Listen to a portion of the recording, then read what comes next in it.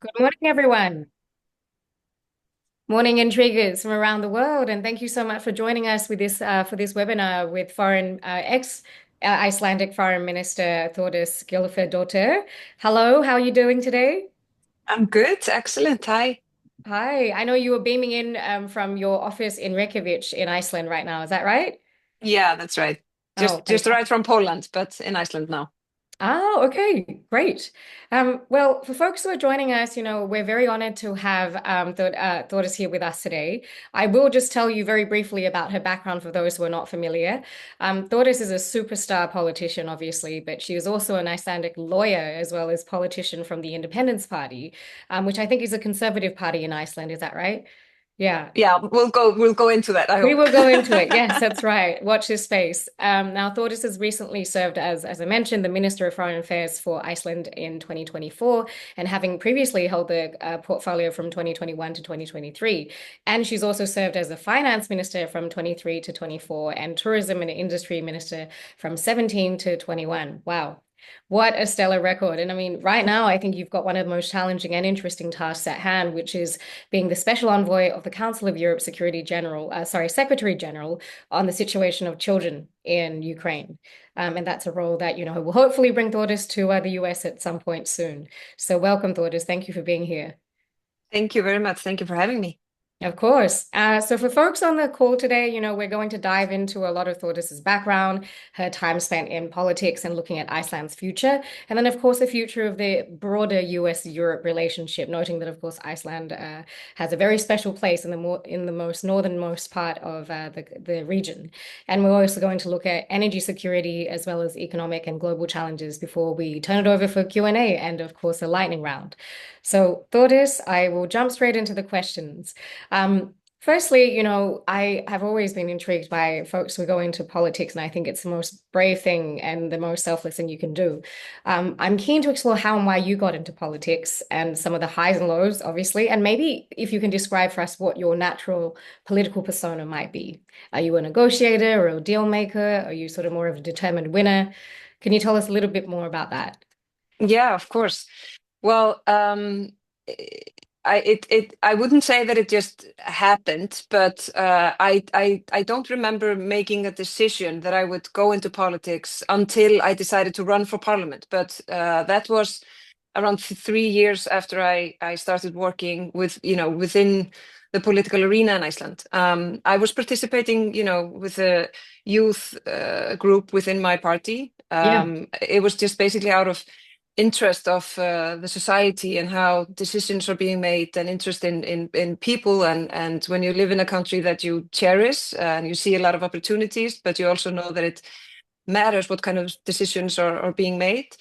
And then when people started asking me, would you like to? And I just naturally just said yes. Yeah.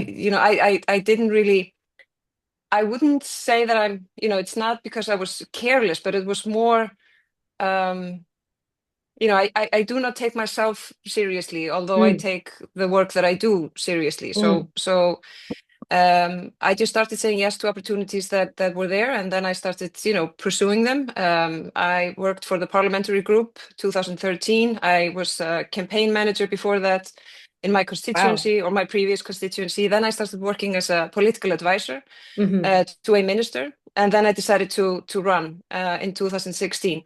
We were supposed to have elections a year later, so I was already pregnant with my second child, but I decided to run anyway. So I went to my constituency at 28, 7 months Wow. pregnant, Wow. and Okay. and asked them to support me to become their MP. And I wasn't sure that they would, but they did. And then kind of a surprise that I became a minister right away, which was, I was young. And Yeah. I think that shaped to answer your second question. I think that kind of probably both my character, but also the fact that I was young. So instead of trying to pretend that I knew it all, Yeah. I created a space for myself saying, I'm going to learn. I can be a fast learner. I'm going to listen to people that know more than I do. And it was kind of liberating. Of course, I've felt through these 8 years that very regularly I either jump into a pool, or I'm basically asked to jump, and I do it. But Yeah. so it means that you have to have a certain approach, but I think it's important that you surround yourself with people that, you know, lift you up and know more about all sorts of things. I do Yeah. not feel good when some people are somehow threatened when they're surrounded with extremely smart people, but Right. I never feel better than when that's the case. And so I would say that I'm most definitely, and I think everyone who knows me could agree that I do bring my whole self Yeah. into the work, and I'm not like myself at one point and then I'm in a role as a minister in another. It's very much the same Yeah. character and Yeah. same What you see is what you get, right? approach. As they What you say. see is what you get. Yeah, I love that. And I Yeah. love that you were so young when you went into it. And also, you were a mother as well. So I think, absolute hats off to that.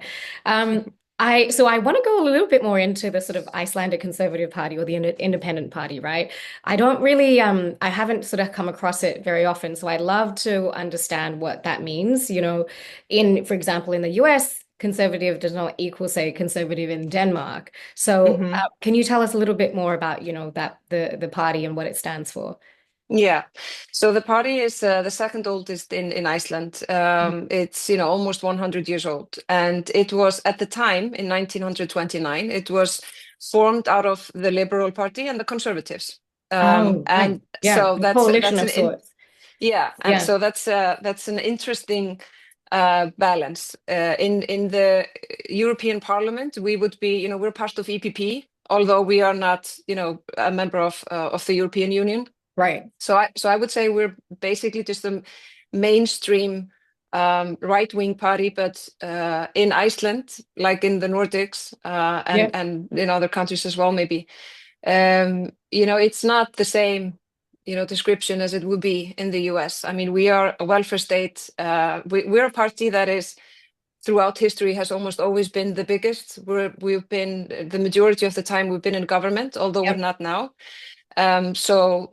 If you look at how the society has developed, I mean, the Independence Party has played a huge role in that. We are a Yeah. welfare state. We pay quite high taxes. Yeah.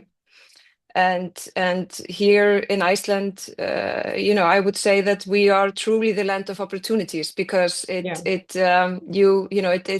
really does not matter that much. Of course, there's always work to be done. What your background is. I mean, we have welfare, healthcare for everyone, Yes. education, Yes. and socially, like a socially, we're strong in Yeah. that field. But Yeah. I can also say that I am more on the liberal side within my party, and that's Yeah. not a, Small L that liberal. has, Yeah. yeah, Yeah.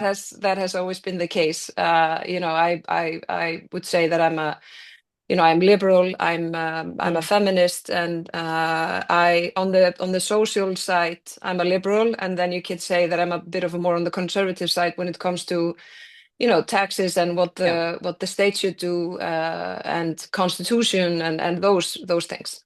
Yeah, fantastic. I mean, I understand all that because I'm from Australia, where we also have a lot of the same things. So I very much Yeah. appreciate that as well.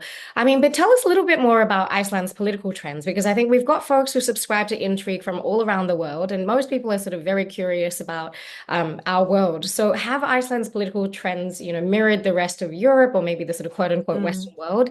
And is Icelandic politics also becoming more divisive or populist? I would say that we're fortunate enough.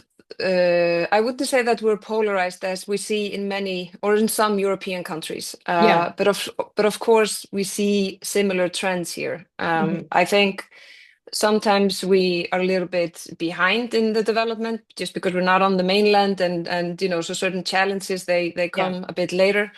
But also, I mean, we are a society that is resilient. There is Mhm. a lot of trust, within the society, trust towards institutions, and it's even though it's not a small country, it's a tiny population. Yeah.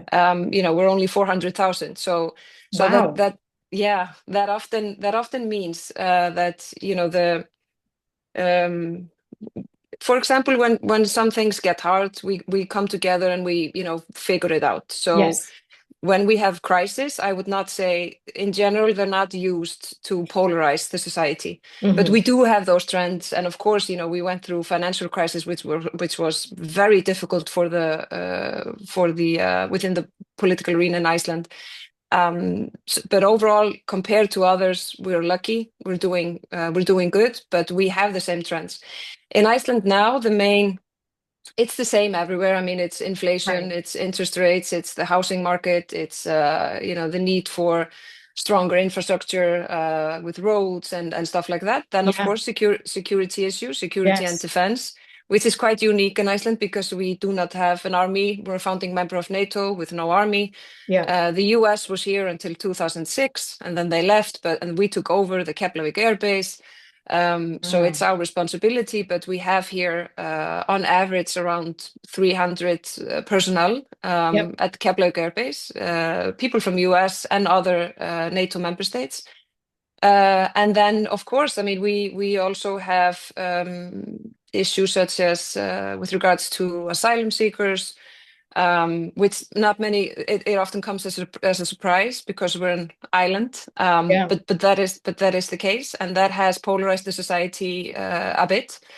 And now we have a new government, and they have in their policy to have a referendum in 2 years' time with a question whether we should continue with application on joining the European Union, which was Oh, stopped, right. 13 years ago. And so I think that will also, Be a big game changer. yeah, Yeah, I mean, that's so interesting. Thank you for leading me to my next question, actually. I mean, I think also, firstly, on that, I think a lot can happen in 2 years. So let's see where exactly. the world is at then at the speed of things changing now. But what is the sort of future of the US or the Iceland sort of diplomatic position in Europe more broadly? In your experience, as ex-foreign Mhm. minister, what has been, what have you seen in Iceland's diplomatic posture in response to Russia's aggression and global security shifts? Because you were Yeah, there, in the room when all of it happened. So be curious to hear your views on that. yeah. Well, it was, I became a minister for foreign affairs late November 21. And Yeah. my Wow. first day in office was in Riga at a NATO, meeting with the foreign ministers, Yeah. where you really got, the situation and what people believed could happen, right in your face on your first day. And Yeah. then, and then it happened. The consequences and the effect on Iceland, I would say, it has changed the debate quite a lot. I was very thankful for the fact that the Icelandic nation saw right through it. They were very supportive on the Ukrainian cause. They saw, what was right, what was wrong. They stand with the Ukrainian, nation. Yeah. They were ready to support Ukraine. And within, for example, within the parliament, I mean, there was all political parties. There were 8 at the time. There's 6 now. Supported, basically my suggestion or vision on the fact that we naturally full on support Ukraine's battle and fight. Yeah. But we, for example, decided to assist also with defense related support. Even though we do not have any weapons to send, Mm. we chipped in to finance that. That was not very popular in Iceland, and that's a part of our, I would say, culture and mindset that I have been trying to influence and change, and that takes Right. time. And it was a challenge. But now, when 3 years have passed, I would say the debate and discussion is very different. So I can only say that I'm thankful for it, but I can also Yeah. say that it matters to lead. It matters to speak frankly and Yes. And say what has clearly. to be said, even Yeah. though it's not popular at the time. So it has had an effect on us. But of course, you can sense, even though the Nordic cooperation is very tight and strong. But the difference from Iceland and then the other Nordic countries is, the fact that we are an island further away. So people kind Mhm. of they don't feel it as much that the threat is close because there's a Right. big ocean in between. But It's island mentality, right? I think Australia had a little bit of exactly. that too. Yeah, exactly. Yeah. But we have increased our cooperation quite a lot. We've increased defense spending, we've increased our defense cooperation, but also just all the political cooperation, mainly through the Nordic countries and the Baltic states. So we have it's called NB8, which is the Nordic Baltic countries, which Oh, is, in my opinion, the most important cooperation I can think of on, through politics. yeah. And then, of course, NATO being our fundamental thing in our national security policy here in Iceland. Yes. And then we work closely, I would say, with the European Union through the EA agreement, because we Yeah. are part of EA with Norway and Liechtenstein. Oh, And then, of course, with US, I mean, US has throughout, since for 80 years, US has been our closest ally. yeah. And the also the cultural and just the relationship between Iceland and the US is quite unique, because we're literally in between Europe and North America, even though we're part of Europe. Yeah. And when they came here, with soldiers, and then after the Second World War, I mean, the relationship has been very strong. So for us to see what is happening now in the US, and listening to the shift and seeing the Yeah. decision making, it has really shaken up everyone, basically, I would say, in Iceland. Right. And I mean, on that, are you worried about the US's direction, or do you think, I mean, as some folks here in Washington, D.C. think it could be a positive shock for the Western system and for Europe, which has seemed to be not doing as much or has been in decline. So that might be a little bit Mhm. of a spicier question, but I'm keen to hear your thoughts. First I would say on the push on Yes. Europe to do what has to be done. Of course, Europe realized after February 22 that it had to do more, Yeah. and Europe has, even though some would say the decision making would have, should have been faster. But so I can definitely say that Europe needs to spend more in defense. But I would also like to, remind everyone that this approach throughout the decades after the Second World War was basically that we had NATO, and US was, leading and the biggest, and it was actually kind of requested that, for example, countries like Germany would basically not, rebuild a strong army and all of that. So Yeah.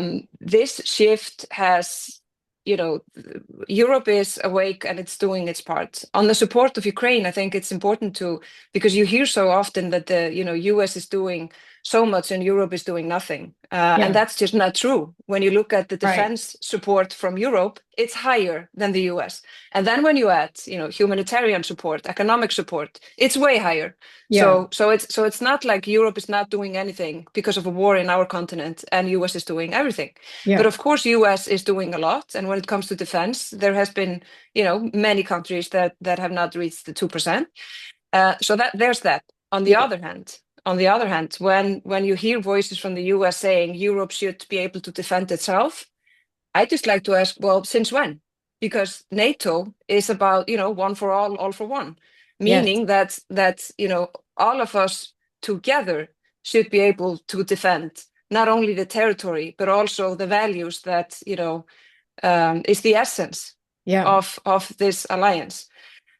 So for us to hear that, we hear from the Trump administration that, Loud and clear. you Yeah. know, loud and clear, and for example, how they talk about Denmark. I mean, Denmark is one of the strongest allies of the US, and they Yes. talk about Denmark as not a good ally. And this shift is it happens very fast. It does not completely come as a surprise, but the speed of things and the development, it's really difficult to comprehend the fact that this current administration, I am not saying the United States of America and not the American people, but the Yes. current Yes. administration seems to be shifting away from its leading role in the free world, which is and the fact that, it seems that they don't believe soft power is a real power, that just really amazes me, because the power of soft power is tremendous. I mean, you can't even put a number on it. You can't capture how much power comes with soft power. Right. Or So the lack if thereof at the moment, but yeah. or the lack thereof. So, everyone needs allies, everyone needs Yes. friends, and that includes the United States. Yeah. I mean, I'm curious to see how things settle over the next little while. I mean, in Washington, D.C., it's been a market change. I'll say that for sure. I think for me, the observation has been a correlation between, an increase in Tesla trucks versus the decrease of soft power. So Yeah. that what you will. Look, I want to make sure we shift to the other questions as well. We've got things on energy security and also economic and global challenges. So on energy security, Thordis, Iceland's been such a success in this field. Do you think Iceland's success in energy independence is unique to its geography, or is there a playbook that other European economies could follow, noting that, Europe does Hmm. want to become more energy independent? Hmm. I think it's both. I Yeah. mean, we are very rich when it comes to natural resources. Hmm. I often say that we literally live on green battery. Right. Um, That's great. we we only use renewable energy, Hmm. from Wow. hydropower, and mostly from hydropower. Now we're starting a bit in wind power, and then with geothermal. Mm. But I would say that it's not all given, because back when we decided to invest in the geothermal, it was in the 1970s, and it was, I mean, also before that, but mainly in 1970s, the biggest one. And that was basically because we were not as rich, Yeah. or wealthy as we are now. And we basically didn't have the currency to import the oil, back then, when we had the oil crisis. So we did, a very visionary thing and it was a huge investment for us. If you Yeah. compare the percentage of our GDP throughout these years, it's similar to the investment of the US when they sent a man on the moon. Oh, wow. The numbers, of Yeah. course, tiny compared to US, but compared to our GDP, it was. So it Yeah. was a big investment. So we heat our houses with geothermal. We have, local pools everywhere. So we have enough of warm water and, of course, cold water as well. So it's both, I would say that we've been, sensible, and also how we built it. I mean, it's mainly state owned. There's a couple Hmm. of private companies as well. And we only use, renewable energy. We are not connected to Europe. We don't have an interconnector. So it's easier for us to, we're isolated system. Right. Um, and some people think we should connect to Europe. Others say we should not, because that would mean, the price would go up and all of that. I don't know how that will develop, but so that's, of course, it's a bigger challenge for Europe because they just don't have as much of resources. Yes. But it's also, of course, very, you have also have interest, and you have infrastructure that is expensive to change. While we did it, when we were lacking infrastructure, and we built it in that regard. Yeah. So I I would mean, say it's a that's bit so of both. strategically, visionary. It's a very, very far-reaching thing to do. I mean, Yeah. thoughts on that. I'd love to get to our last question, which is, looking to the future of Iceland. A lot of these things you've touched on, but what's your take on Iceland's sort of evolving industries, from tourism to tech and Mhm. infrastructure, as you mentioned, and how should the government continue to prepare for the future? Because it sounds like the Icelandic government is very effective in thinking, planning ahead.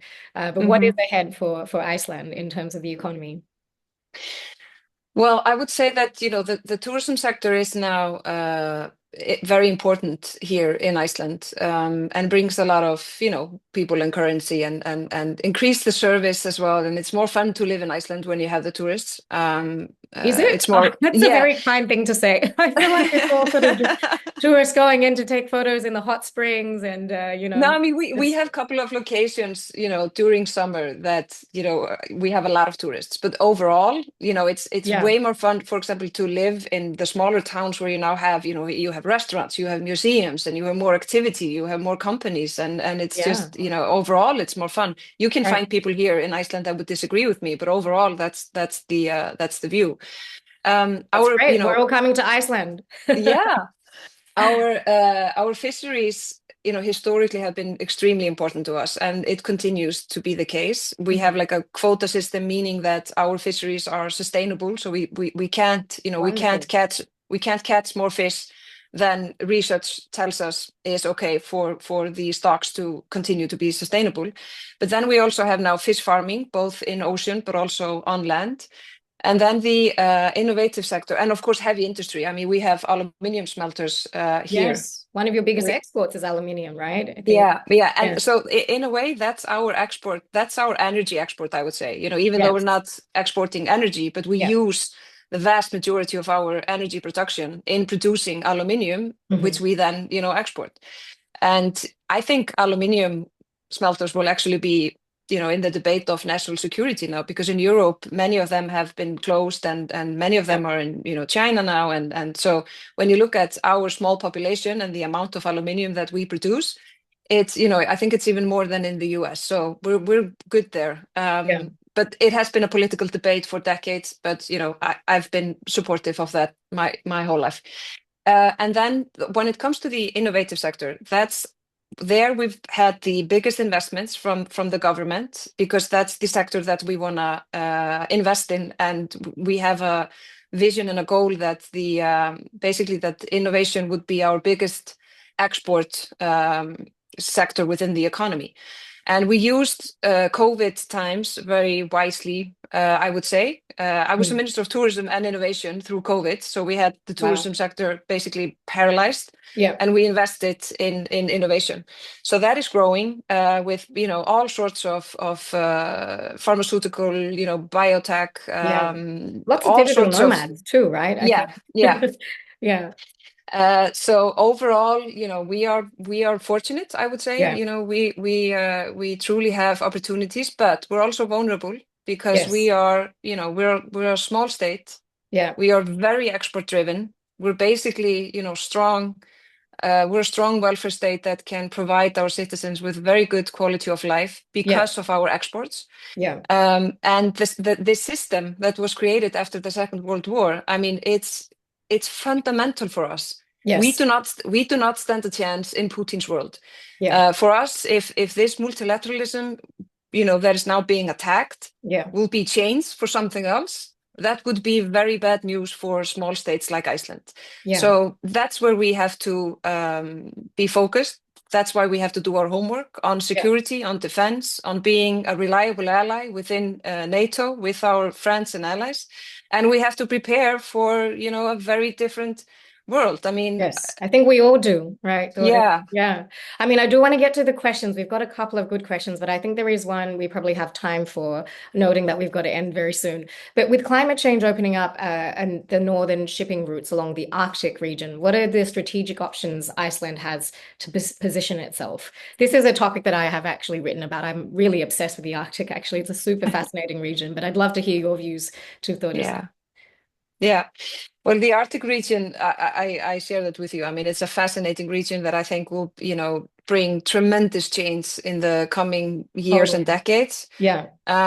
Both positive ones, but also challenges. We've always been very strategically important. Just our literal location, brings that. And now when you add the high north and the Arctic, it will just increase. Yes. The climate change is, it's a challenge for the region, for the indigenous people. We don't have indigenous people in Iceland, but the other Arctic, states have. But it will also mean that, we will have opening routes that have always been closed. And for longer periods of the year as well. Exactly. But then when you think about security situation, then it's then you move from the opportunities to worries and challenges. I mean, we have the Arctic Council that has been paralyzed on the highest level since the full-scale invasion, because we can't make any formal decisions without having everyone around the table, and we do not do that with Russian Federation. But climate change doesn't ask about that. They're not in a dialogue with diplomacy. So things continue to happen, and then you have the Russian Federation is there. They have capacity there. They are building up things that does worry us. And then of course, we have a lot of interest from China. So Yeah. when you look at the relationship between China and Russia and their what seems to be unlimited partnership, and the fact that Russia has become weaker because of war of aggression and Hmm. sanctions and stuff, and then so the relationship between them, I think the dynamics have changed quite a bit. So we really have to be vigilant in the Arctic, and that is a strategic interest for Iceland. And there, as elsewhere, we have to be in a very good cooperation with our friends and allies. Yeah. Well, thank you so much, Thordis. I know that we are at time, but I just wanted to leave with three lightning round questions. I know we had a lot of great questions in the Q&A, but unfortunately we've got to jump off. But to start you off, I want you to tell me the first word that comes to mind when I mention these things. The first word is international intrigue. Um, hmm. Whatever Thinking comes to outside, your mind. thinking outside the box. Oh, good. Thank you. And the second one actually is the future of NATO. Hopefully strong, because it has never been as strong militarily. Great. The And then the political last, question is the bigger one. okay. And then the last one, AI, artificial intelligence. Oh my God. I think that's a good answer.